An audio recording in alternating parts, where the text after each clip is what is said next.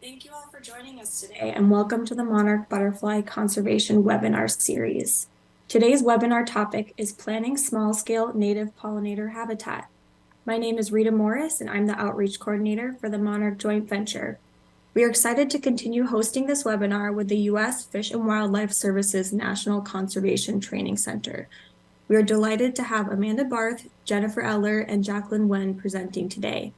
Amanda will cover planting habitat in the West, including the basic steps of envisioning your garden as an ecosystem, planning and incorporating native habitat, and finding appropriate native plant species. Jennifer and Jacqueline will take you through creating native habitat in the monarch's eastern habitat. This includes different types of planting projects you can do, plant selection and establishment and maintenance, and resources the Blue Thumb offers. Now, before we get started, here are a few expectations and community guidelines for the webinar. During the webinar, please put your questions in the chat box and we'll collect those for the Q&A session at the end. And just a reminder to keep the chat friendly and professional. Thank you. This webinar will be recorded and posted on both the NCTC and Monarch Joint Venture websites in about 2 to 3 weeks. The entire Monarch Conservation webinar archive is free and available to watch and contains about 7 years worth of Monarch Conservation webinars on both of our websites. If you're joining us today but you didn't pre-register for the webinar, we would like to count you for attendance and be able to send you follow-up resources. So please email outreach@monarchjointventure.org with your name and email address. Thank you very much. And finally, all of our webinar speakers represent their own viewpoints, which are not necessarily those of NCTC or the Monarch Joint Venture. And now I will introduce our presenters. Amanda is the Rare Insect Conservation Coordinator for the Utah State University and leads Utah's Rare Insect Conservation Program that works in close partnership with the Division of Wildlife Resources. She established the RICP in 2019 and has collaborated with agency, academic, and nonprofit partners statewide to develop Utah's first rare insect database and a community science project that collects observation data for monarch butterflies and other at-risk pollinators. She has a background in pollination ecology and conservation, public education, and community conservation outreach, and earned a master's in ecology from the University of California, Irvine. She is beginning her 4th year serving as the chair for the Western Monarch and Native Insect Pollinator Working Group with the Western Association of Fish and Wildlife Agencies, which coordinates pollinator conservation efforts with the Western states and federal partners. Jennifer is the Vice President of Metro Bloom's Design and Build and the Co-Director of Design, and has a bachelor's degree in plant science and sustainable agriculture from Cornell University and a master's of landscape architecture from North Carolina State University. She has worked on merging ecological and aesthetic principles in site design for 16 years, including commercial and public projects at the CLH Design in Raleigh, North Carolina, as well as stormwater-focused residential and commercial design in North Carolina and Minnesota. Her work at Metro Blooms combines her passions for plants and planting design with engaging and educating people about creating resilient and beautiful landscapes. Jen leads the design team at Metro Blooms Design and Build, ensuring that equity principles are incorporated throughout the company culture and projects. She has a strong passion for this work, leading design on numerous affordable housing projects, ensuring that design processes and implementation center resident voice, values, and needs. Jacqueline is the marketing and project manager for Metro Blooms and Blue Thumb and supports Metro Blooms' mission by managing their educational programs and marketing strategy.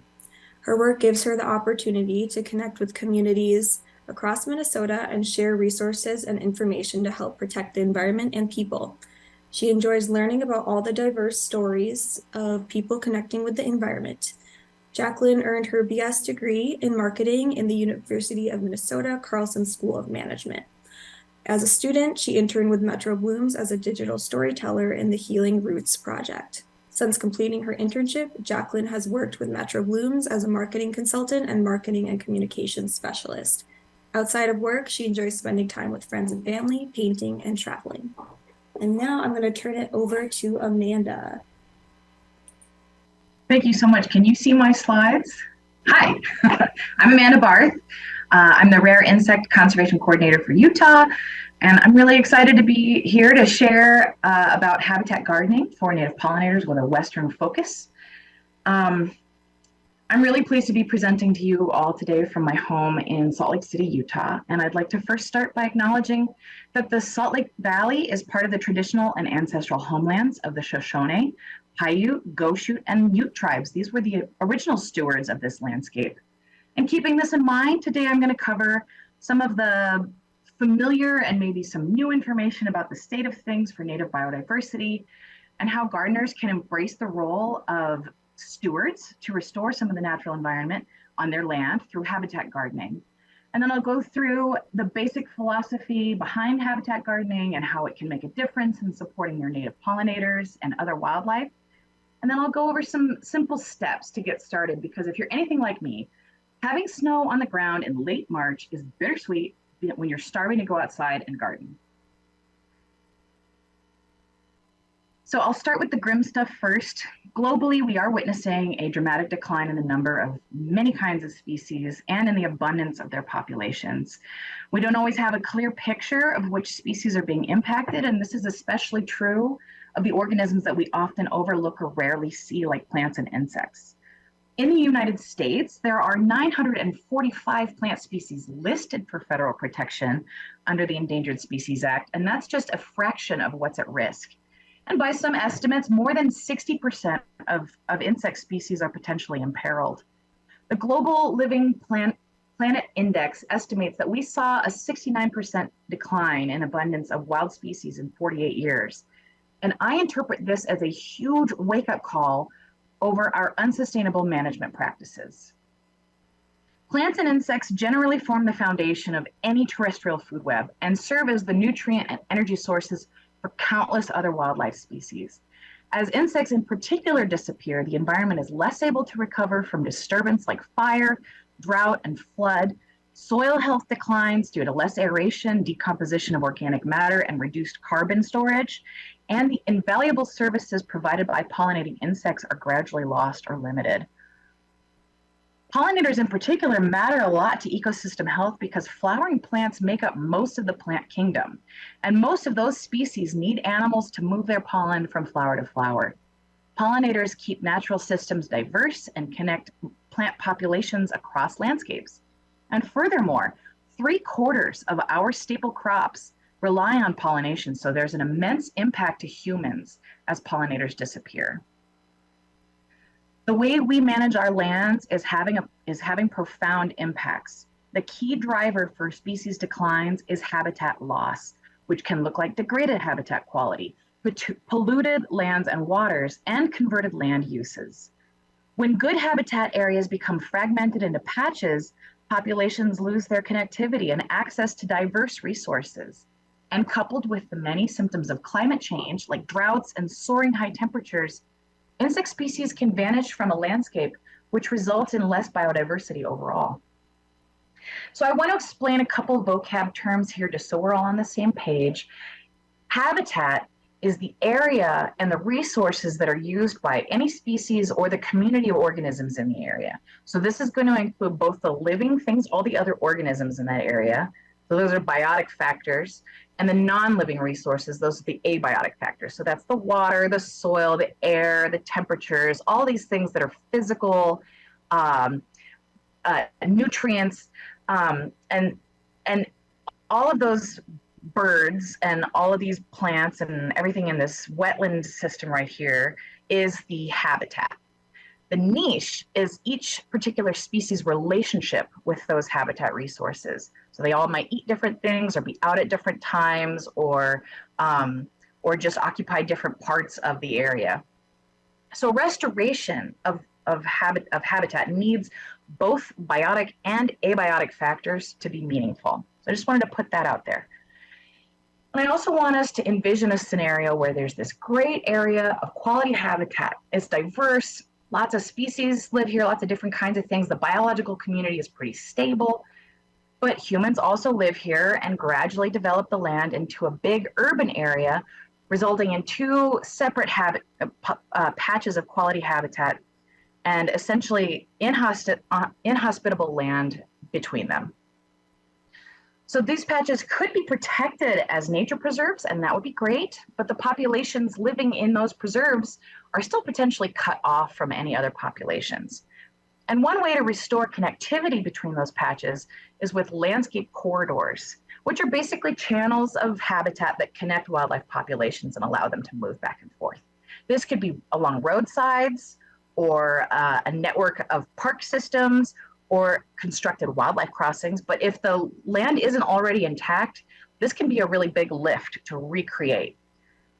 Another type of corridor is the stepping stone corridor, which is made up of pockets of habitat that aren't necessarily connected, but still allow species to move across otherwise inhospitable landscapes. So in this urban example, all those places where landscaping and gardening are possible could serve the function of habitat pockets that facilitate wildlife movement and habitat connectivity. And I think you can see where I'm going with this. Today, my call to action is aimed squarely at the gardeners, who often possess a great wealth of knowledge of the local conditions and seasonality and have learned what types of plants will grow easily and what might take a little bit more care. I come from a family of gardeners, and we all derive a great satisfaction from caring for the land and the organisms and witnessing the fruits of our labors. Habitat gardening is not groundbreaking science. It's really ancestral wisdom. This method of gardening aims to provide food and water sources, shelter and nesting sites, and other resources to native wildlife, especially the tiny ones, and increases species diversity and improved ecological functioning, and is essentially habitat restoration. So philosophically, you need to first envision your garden as an ecosystem where absolutely everything has a role to play. Every organism is potentially food for something else, and they all participate in the movement of nutrients and energy through the system. They stabilize the soil, they keep each other's populations in check, and any functioning ecosystem also has many nooks and crannies to provide microhabitats where the temperature and the water and the light make just the right conditions for any Goldilocks in your yard. And aesthetically, habitat gardening is a shift away from the manicured and clipped look of a high maintenance garden full of non-native plants to a relaxed and organic and sustainable layout where biological interactions are permitted to occur. Native plants evolved in local conditions and with native wildlife and are actually on the menu. Native insects and other wildlife recognize native landscaping as habitat, and a little supplemental watering can make your habitat garden a genuine oasis of quality forage and shelter. Non-native plants are more costly in resources because they wouldn't naturally occur in your landscaping. They can be susceptible to extremes in local weather patterns, and if they're particularly aggressive, some non-native plants have the potential to spread outside of your garden and establish in other areas where they can outcompete native plants for limited resources. Also, those non-native plants may simply not be on the menu for any native wildlife, meaning no pollinators are interested in the floral resources and nothing else wants to eat the leaves or roots. Those plants are effectively functioning as decoration, not habitat. Habitat gardening can work at a very small scale, like a container or two on a balcony, or a little patch or a park strip designated as a habitat garden, or an entire landscaping theme that transforms your garden into a natural habitat. Even converting 10% of your lawn to diverse native plants will have cascading effects throughout the local food web. Maybe some of you seasoned gardeners are sitting here thinking, all this sounds great, but what about pests? Maybe you've taken a stab at this and you've planted some native milkweed in your garden because you know monarch caterpillars depend on them, and you're just crossing your fingers that you'll peer into your milkweed and hoping to see fat little monarch babies, only to discover a healthy little family of aphids around a few of those stems. But then you remember, you're embracing an aesthetic of a functioning, productive ecosystem, and those aphids are simply on the menu at the buffet in your garden. And maybe the ladybugs show up to munch on those aphids, and anoles come to eat the ladybugs, and kestrels notice they're serving tasty anoles in your garden, and those lacewings you've noticed in the summertime have very hungry larvae who just happen to love eating aphids. And if there's water anywhere nearby, maybe some hungry dragonflies will have a lacewing snack. And dragonflies are definitely on the menu for a lot of birds. And aphids and monarch caterpillars aren't the only thing enjoying your milkweed. Milkweed beetles and milkweed bugs also might be at your buffet if you're lucky. And monarchs are on the menu too. They make delicious meals as caterpillars, so that only around 5% make it to the chrysalis stage. And even then, they might have ended up on the menu for little parasitoid wasps. And the monarchs that make it to adults could still be on the menu for things like for predators like buntings. So if you shift your perspective to providing habitat, you didn't grow something ornamental only to have it destroyed by pests. You designed a living landscape and allowed a food web to develop and support a huge amount of diversity. Pests are a perspective. If something isn't eating your garden, it's not part of the ecosystem. So here's how to get started. Step one of habitat gardening is deciding where you'd like to add habitat. Do an inventory of the existing plants in your garden and take notes on where everything is and what you'd like to plant where. I mentioned that I'm starting to get out and garden, so I traced an aerial photo of my backyard from a Google Map image to get a real sense of the proportions. So I maybe went over the top a little bit. And it's important to take into account where the sunny and shady areas are so that your plants can match your site. So think about where which zones you have in your yard, where might get a lot of wind, where the slope and soil character might be for any site. And my Google Map photo happened to have some mid-afternoon shade, so I traced that to help inform my landscape design. The next step is to sketch a map to incorporate your existing plants that you want to keep in your design. And you can envision a multi-story habitat with plantings at different heights and with different textures, from canopy trees all the way down to ground cover. And consider including structural habitat like a meadow or a thicket, or maybe a water source like a pond. And personally, I'm targeting my horrible lawn for a native prairie overhaul because I can tell it wants to be a diverse plant community and not just a monoculture of grass. Third step is to diversify the food sources you're providing to your hopeful backyard customers. Stick to native species, include native grasses, and look for plants that provide all kinds of food: fruit, pollen, foliage, seeds, and if you can find them, native fruit trees support local pollinators and birds, and they'll be a big hit throughout the growing season. You might even have some of your customers move in. How do we know which species to plant based on our region? There are actually lots of really great resources for planting guides for your local ecosystem, including my personal favorite, the Native Plant Finder. This was developed by the National Wildlife Federation and Dr. Doug Tallamy. And you enter your zip code and search for native plants that really support a big variety of native pollinators and other wildlife. The Pollinator Partnership has these awesome eco-regional planting guides, and Xerxes Society has pollinator-friendly native plant lists. And your local native plant societies and botanic gardens and nurseries are also really great resources for learning about and finding native plant species. Those native garden sales, I'm like in line already for my native plant sales. Step 4 involves providing safe places for shelter and nesting.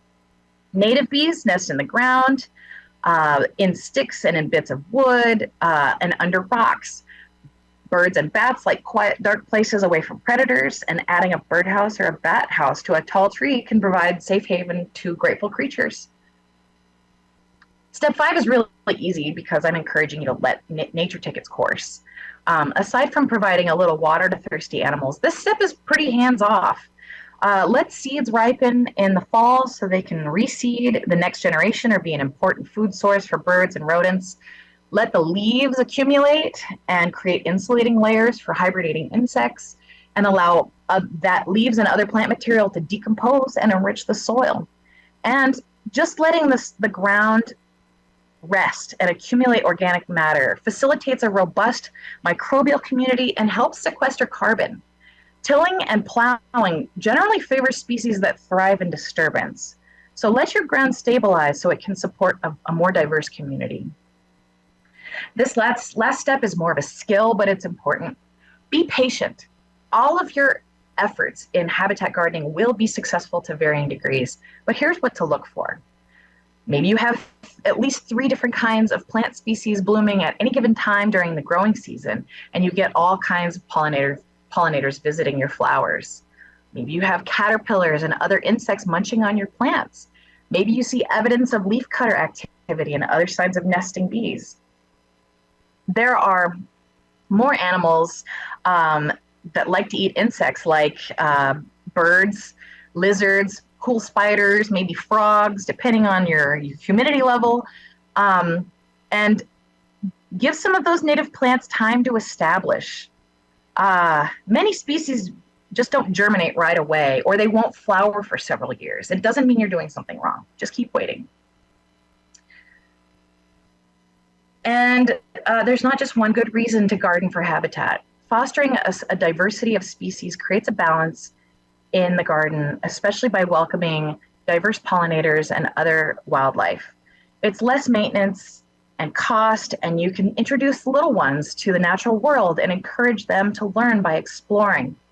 And even though climate change feels like a huge problem with no easy solution, we can contribute to the solution through the stewardship of on our own land. So my final thoughts are basically these. Show reverence to all the creatures that find your habitat. Be humble and allow this living space to do what it would naturally do. And finally, trust the process, because this landscape has been managed by Indigenous people for millennia to maximize biodiversity. And this concept of habitat gardening is really just traditional wisdom. Thank you so much. Hi, everyone. I'm Jennifer from Metro Blooms, and I just want to double check there. Rita, can you let me know and confirm that you can see my slides? Yep. Great. Thanks so much. Thanks for having us, and thanks for that great presentation, Amanda. We have so many things in common. I'm excited to share those with all of you.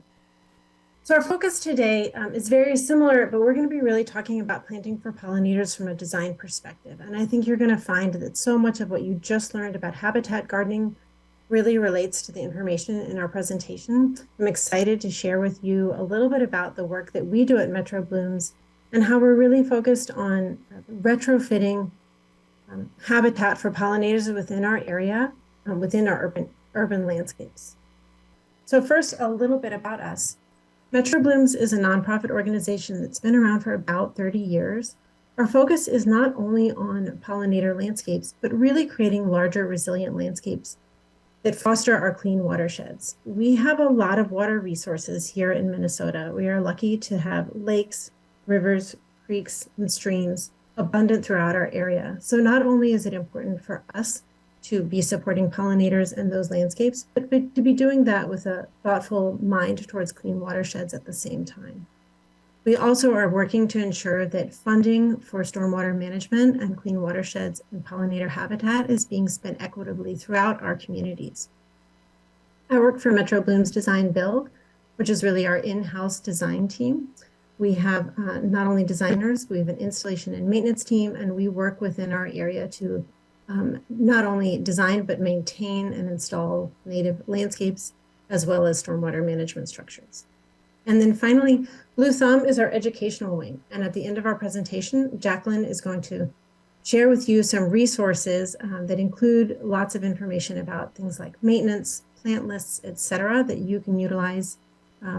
They are specific towards our Midwest region. So as I mentioned before, we're located in the Twin Cities area, but there's a lot of great information there about maintaining native landscapes that you can apply to your own home situation. These are our 4 main program areas at Metro Blooms. One of our main programs areas is workshops and education, kind of similar to the presentation that we're giving today. We provide workshops that really showcase kind of do-it-yourself efforts for folks who are interested in implementing native landscapes within their home gardens. Those go into a lot more detail than I can in the time we have in the presentation today, and I would encourage you to check out those resources that we share at the end if that's something that you're interested in. We also have a community engagement team that works with our community partners to make sure that stormwater infrastructure and funding resources for pollinator plantings are spent equitably throughout our area. We have our design team that focuses on everything from a small scale residential design to a larger scale commercial rain garden and stormwater structures. We install those landscapes and then we also care for them. So one of the important factors to consider when establishing native landscapes is that they do take some care, especially during the establishment period. Our team focuses their efforts on maintaining larger scale stormwater rain gardens. So those are focused on reducing runoff to our nearby waterways. And we focus on maintaining the vegetation within those, the native vegetation within those larger stormwater structures. One of the things that I work to do as a designer is to really consider the multiple functions in mind. And so as you're considering implementing native habitat in your yard, I would also encourage you to consider the stacked ecological benefits that could be provided by multiple functions within your landscape. So for example, if you're interested in planting native plants and you want to support pollinators, you may want to consider opportunities to be able to capture your runoff from your roof and from your downspout in something like a rain garden. That rain garden can be planted with native plants. Those native plants, at least here in the Midwest area, have very deep roots. Those deep roots help that runoff get deeper into the soil where it can be cleaned and cooled. And then finally, the native plants can support pollinators. It's very important to provide pollinator flower resources throughout our growing season. We don't have a very long growing season here in Minnesota compared to many other places. We also still have snow on the ground. And it's important that when pollinators do emerge, that we have staggered bloom times, which means that there are flowering resources available for those pollinators from April all the way through October. So consider those stacked ecological benefits as you're planning your pollinator garden within your own project. Very similar to Amanda's presentation, I loved seeing that one of the things that we're working to do here in the Twin Cities area is to really create this patchwork of habitat throughout our area. Most of the work that we do here at Metro Blooms is a retrofit. So we're in an existing urban landscape, and there's a lot of interest in implementing pollinator plantings throughout that urban landscape. So it's very difficult to create a very large area of habitat within an already built environment.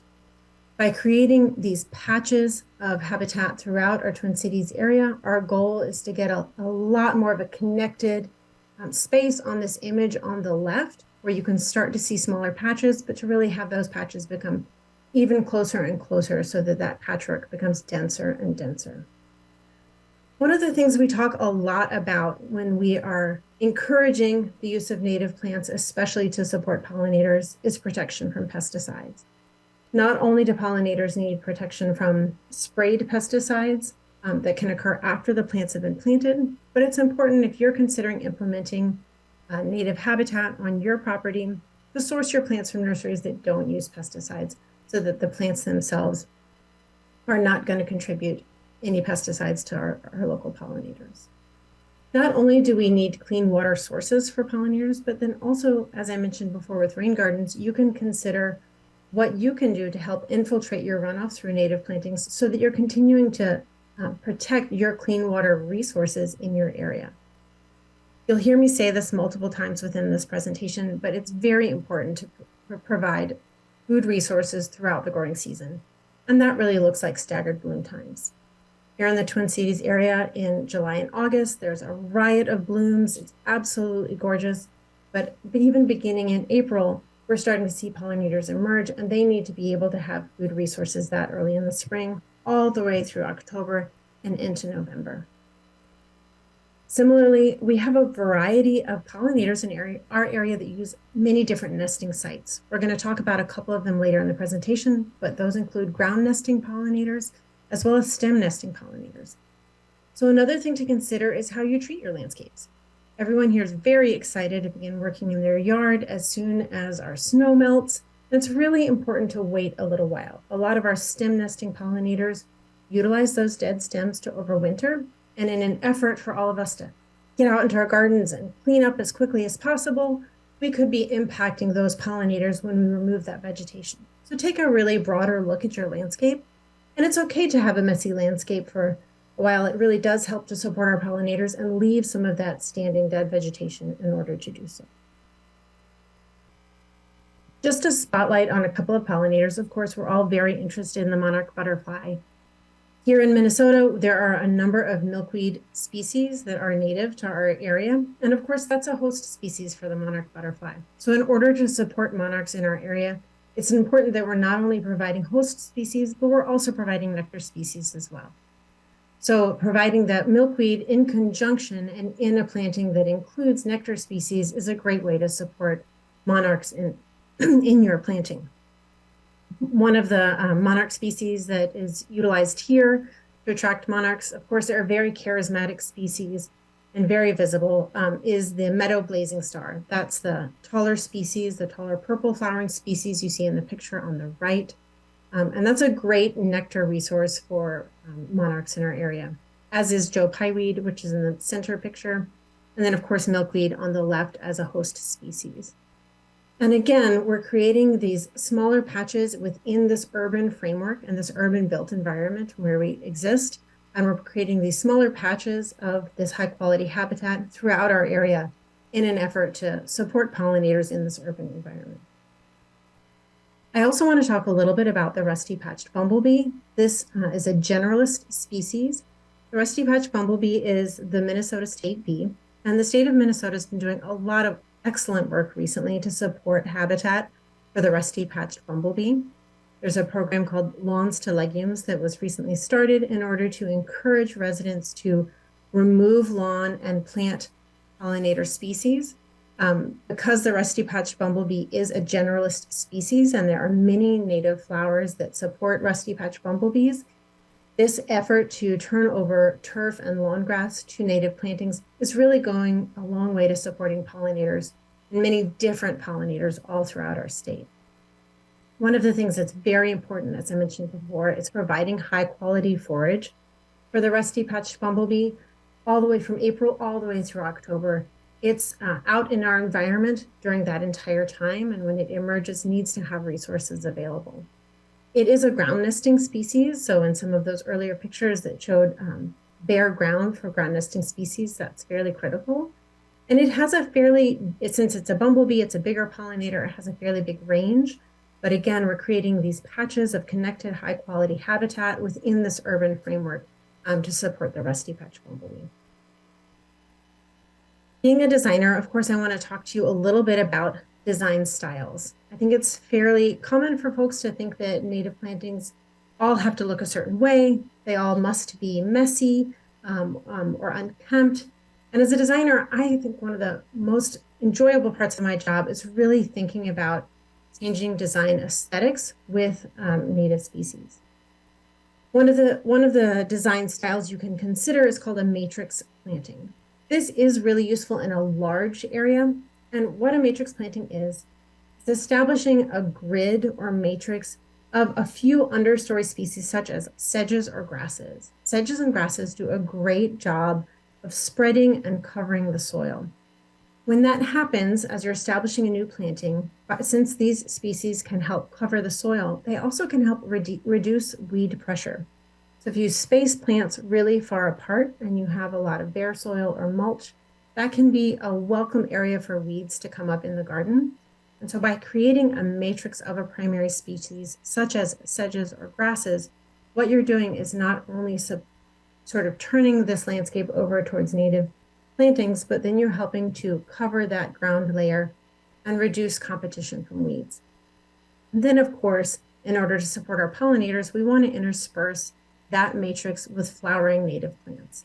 And in general, we want to make sure that we have something that's going to bloom in the spring, summer, and fall. Again, you're going to hear me talk about staggered bloom times throughout the presentation.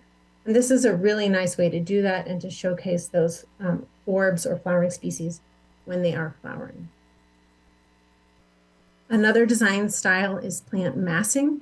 So this is where you're planting species in groupings for visual impact. Those can be clumps that are as small as 3, 5, or 7 in kind of a residential scale landscape, or they can be even larger if we're talking about a commercial or a full yard landscape.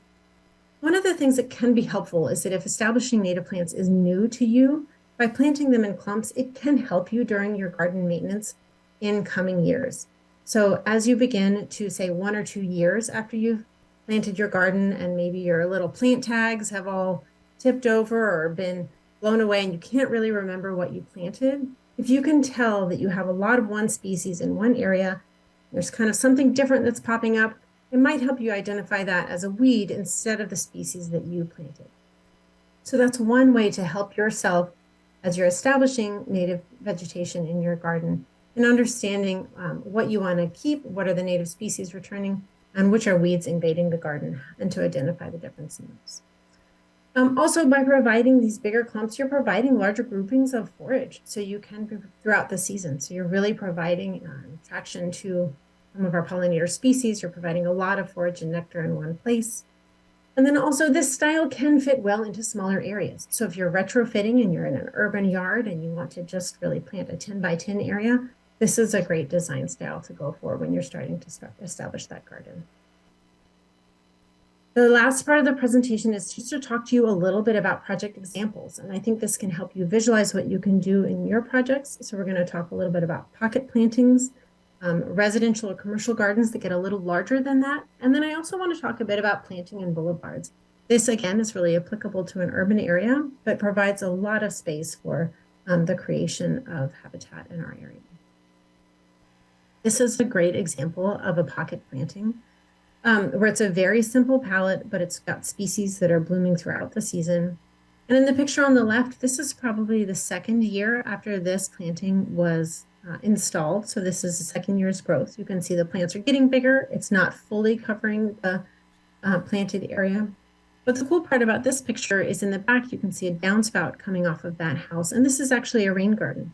So not only is this native planting providing forage for pollinators, but the runoff from that downspout is actually going into this planting. It's slightly lowered in the center, and that runoff can then fill that lowered area and infiltrate into the soil instead of running down the front sidewalk into the street and into the storm drain. So we're really keeping that runoff outside of our storm sewers and infiltrating it through the soil. And that's one of the examples of those stacked ecological benefits that I mentioned earlier.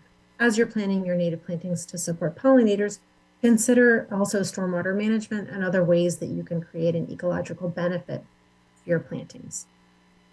One of the plants that I like a lot in our area, because it does help cover the soil and help outcompete weeds, is wild strawberry, wild or woodland strawberry.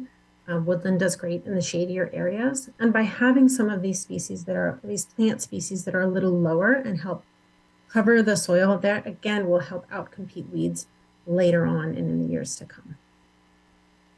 I hear a lot that folks feel like they can't support pollinators. They have a lot of shade in their yard and they don't feel like they can have a big native planting. And I'm here to tell you there are so many wonderful shade garden species for pollinators. The plan on the right was put out by the State of Minnesota Board of Water and Soil Resources to support pollinator plantings in shady areas. And then you can see they're really providing flowers that are going to provide forage from May all the way through October in a great shade planting. And then another thing to consider is a rain garden. So in the picture on the left, again, instead of having that runoff go down the front walkway, it can go right overhead in that overhead conveyance structure. This was newly planted and this runoff heads right into a rain garden full of native plants where that runoff can be infiltrated into the soil and those native plants can support pollinators. These are pocket plantings. So as in the pictures you just saw, these could be as small as 10 by 10. The image on the left, again, is not only a native planting, but also a rain garden where runoff from that sidewalk is infiltrated through these plantings. This is our awesome crew on a warm day here in the summer in Minneapolis, having just finished installing this plantings. And it's important to recognize that even though it may be a small planting, they can support a wide variety of species. And so not only are you supporting monarchs and rusty patch bumblebees, but we're really supporting so many pollinators of this area. This photo on the right is by my colleague, Rich, just really documenting how many species of pollinators in our area can be supported by even a small 10 by 10 planting. And I always do recommend start small. So if you're looking to add pollinator plantings to your yard, start with 10 by 10 and then see how that goes for you before you begin to expand. When you start to expand, it can look something like this. So this is really, most of someone's front residential and side yard. where they had a lot of lawn. They didn't want to maintain that lawn anymore, wanted to remove that and create habitat. That can be very designed. We put in this wall to help handle a change in grade from the sidewalk to their front door, but that can be aesthetically planted with a ton of native species that are really blooming throughout the season. And as you can see in the picture on the bottom right, we do like to use sedges and grasses as a matrix. That helps to make sure that that ground plane is covered and helps to outcompete weeds as our native flowering species are coming up through that. And moving on to even a larger commercial site, this is a traffic diverter. So this actually is a large stormwater rain garden planted with native plantings. In the picture on the left, there's a storm drain. The runoff from this street goes into that storm drain, and that storm drain has been modified so that instead of being connected to directly to the storm sewer, it actually fills up and goes through a pipe and into the planted area between these bollards, between these two streets. That's lowered in that area, and that runoff goes into that and fills up so that it doesn't then head directly to the Mississippi River where it would otherwise if it was within the storm sewer. It's really important as you're doing this to consider adding signage. So one of the things that you can do, even if you're just starting a pollinator planting, is that there are so many beautiful and creative signs out there. This might be a great way to start a conversation with your neighbors. So as you're removing some of your lawn, you're putting in pollinator species, add some signage so that you can tell them what you're doing. You might find that's a great conversation starter. If they're interested in doing that too, you can share resources, you can share plants. And it's a great way to build community around creating some of these excellent forms of habitat. Finally, I want to talk a little bit about boulevards. We do a lot of boulevard plantings. And so if you're not familiar with that term, the boulevard is what we call the area between the sidewalk and the street. It can be a very difficult growing environment. This time of year, we have melting snow, but there's still, piles of up to 4 or 5 feet of snow in the boulevard. That soil gets compacted. It also can have salt in it from salt that is applied to the street in the winter here in Minnesota. So it's a really challenging growing environment, and we've worked really hard to establish a few planting pallets that can do well in that area. The other thing that we are doing is working with the city of Minneapolis to create boulevard bioswales. So that's where we actually lower the level of the soil in the boulevard so that any runoff that falls onto the sidewalk, instead of going directly into the street and into the storm drain, can actually be captured in that lowered planting area and then be infiltrated into the soil. And it's just one of the ways where we can begin to disconnect runoff from all of these different large piped runoff to our rivers and have that runoff run into these smaller rain gardens and bioswales. The picture in the middle is, of course, purple prairie clover and butterfly milkweed, 2 species that do well in boulevards. One thing I will say for boulevard plantings, I'll show you a palette next, is that it's really important to check your local ordinances. Many cities have requirements for the height of plantings in boulevards, and they generally should not be too tall. You want to preserve sight lines between the sidewalk and the street to make sure that drivers can see kids or people walking on the sidewalk. This is one of our most popular and kind of most successful palettes that we use for pollinator plantings within boulevards. Again, we can't use some of our very tall species in here, but specifically we try to use some of our grasses, blue grama and side oats grama, provide that nice matrix to help cover the ground. I do love Pearly Everlasting. It shows a little bit of salt tolerance in our area, and that can be very beneficial within the boulevards. And just to touch a little bit on establishment, as Amanda mentioned earlier, patience is very, very important. I just wanted to show these to show kind of a progression through time of establishing a garden. The picture on the left, we're not only dividing our clients' existing plants, but supplementing with some new plantings in a native rain garden. One of the keys to establishment, especially in our area in terms of watering, is watering for longer, less frequently. So we really want to encourage plants with native roots to go deeper into the soil. That's going to make them more drought tolerant later on.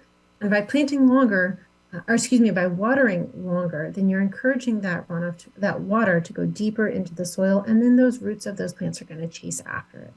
If you water just a little bit every day when you have a new planting, then the top inch or two of soil is going to stay wet, and those roots are never going to be incentivized to go deeper into the soil. So some things to consider when establishment are your watering techniques and watering timing, and also keeping an eye on weeds. So our native plantings, as they get established, you're going to see weed pressure, depending on whatever weeds are in your area and are going to pop up. And instead of just neglecting your native planting and thinking, oh, it's wild, it's fine on its own, it's important that you spend a little time in that garden. Get out there, see what else is happening. Make sure you're looking for something you didn't plant. Sometimes it's a little easier to identify weeds than it is the native plantings. And so you think, oh, I didn't plant that. I think that's a weed creeping in here. And you're keeping an eye on that. You're learning more about your plantings. There are so many wonderful apps for plant identification now. It's a really easy way to get a better understanding of the plants that are in your garden. And then finally, in the picture on the right, years down the road, we're really letting this garden kind of do its own thing. These plants might move around. There's some beautiful cardinal flower here, some Joe Pye weed, some butterfly weed in the foreground. But there's a matrix of sedges and grasses here that are helping to cover this soil. And at the same time, while these native plants might move around, we're also keeping an eye out for any invasive species and weeds that might otherwise try to get established in this garden. And I'm going to let Jacqueline jump in just a little bit to show you and tell you more about some resources where you can find more information about plantings and resources in our area. Thanks, Jen. So today we have learned a lot about the importance of habitat gardening, native plants, and designing a project. But how do we apply this knowledge to really get started? Blue Thumb has a wealth of free resources for all of you to use. If you go to bluethumb.org, we have many resources here for you, and I'll go through them now. So the first one is the Plant Finder. This resource is going to be perfect if you are looking for the right plants for your yard. You can search plants by light exposure, soil moisture, plant types, bloom colors, and also the bloom times. We also have our workshops and events, workshops and online learning series. The first one is the free Resilient Yards online learning series. This is available to anyone to use at any time. All you have to do is register, and then you get immediate access to various topics. For example, we have rain garden topics, native plant topics, planting for pollinators, bee lawns, really just a lot of diverse projects for your yard, and you can learn all about them there. There's also resources linked within those modules. Another step further is our live online workshops. This is for if you want a little bit more guidance on your project. So if you're already in that planning phase, or you're getting ready to install a project, you can have one-on-one time with a professional landscape designer who you can ask questions, and they can view your project and give you tips and tricks. Another resource is our resources page. This is where you'll find those design templates that Jen had throughout her presentation. We also have plant lists, and also just a lot more project-specific resources like rain garden resources, shoreline resources, pollinator lawn resources, and maintenance guides. The last resource that I'll share is the How to Plant for Pollinators and Clean Water Guide. This is under the Learn tab on our website, and it's called Steps to Plant for Pollinators. This is a really comprehensive guide. It's step-by-step how to install a project from beginning to end. So you'll see in that little screenshot there that it goes through each step. The first is assessing your yard, and throughout each step it gives you links to specific resources.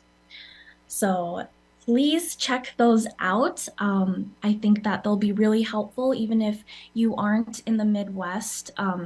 You can still use those design templates and the guides for maintenance and things like that. But just being careful to see what plant is actually native to your area.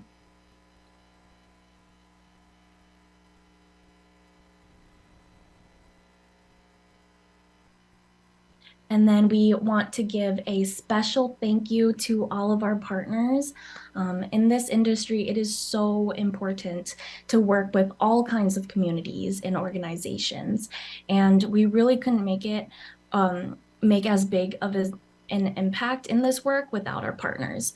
So thank you to our partners, and thank you to MJV for inviting us to share our resources.